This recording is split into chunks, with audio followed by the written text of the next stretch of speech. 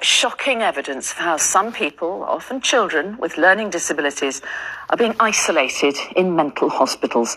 After our first report into the anguish of families desperate to help loved ones locked away, others have come forward to talk to us, and their plight is quite simply heartbreaking. You may find parts of Peter Smith's report really upsetting. Bare walls, nothing but a plastic mattress on the floor. This is the hospital room Hayden Remy has been put in for the last month. Hayden is a 10-year-old child. He has learning disabilities and autism. He came here because his mum asked for help with his care. Thanks, a lack of facilities for people with his condition means this is what help for Hayden looks like. When I'm showing family members and friends the photos, they will say it looks like a prison. There's the windows flap open and shut, it's freezing. We were met with a lot of staff saying that they weren't trained to deal with autism or learning disabilities.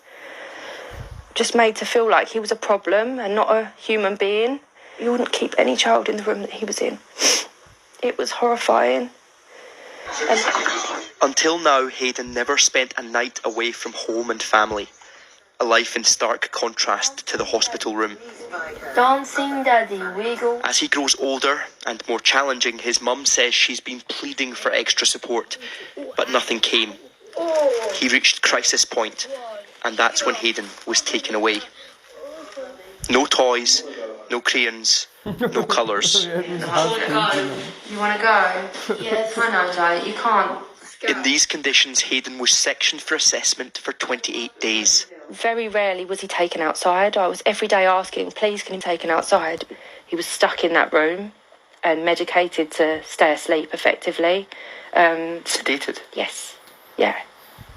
He stopped talking to us, really. We'd just sort of get one-word answers. He just looked really vacant.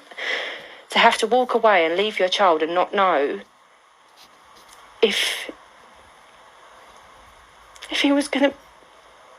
It sounds dramatic, but if he was going to stay alive... JC contacted us after seeing our investigation into adults with learning disabilities and autism who are locked away indefinitely. We revealed allegations some are being sedated and put into isolation rooms when they don't need to be. JC fears this is Hayden's future. It just seems like things are very South similar Africa. and going in the same direction. That could be my son. Do you feel like he's just entered the system? Yeah, it's just the beginning for us. And I'm terrified. It's pretty bleak. Yeah. He's only 10. He's 10. We've also been contacted by parents who tell us they are being intimidated into silence by the hospitals. This mother asked us to protect her identity. So scared is she that there could be repercussions for her child's care. She was told her son would be home within a few months, but a decade on, he's still locked up. Nearly half of his life has been locked away like an animal for nothing more than having a learning disability. And you've no idea when or if he can ever be released.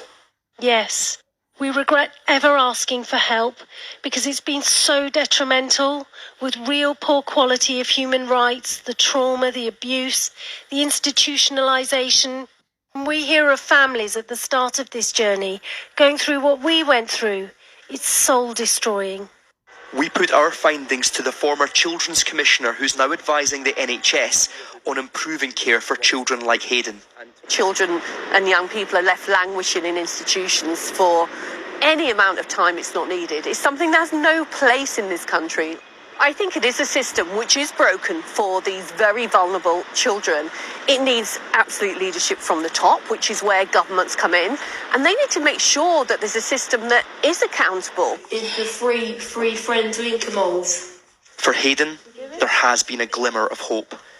Since his mother contacted us, he's been discharged to a respite centre that is equipped to deal with his condition. He's thriving and smiling again. The problem is, this placement is only temporary. It's bittersweet because after the end of this week, we don't know where he's going to go. You only know that he has to leave here. Yes. Yeah, he can't stay here.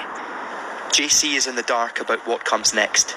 Despite all her pleas and everything she's trying, she looks ahead with only fear that Hayden is about to become another child trapped in this broken system. More shocking evidence of how some people, often children with learning disabilities, are being isolated.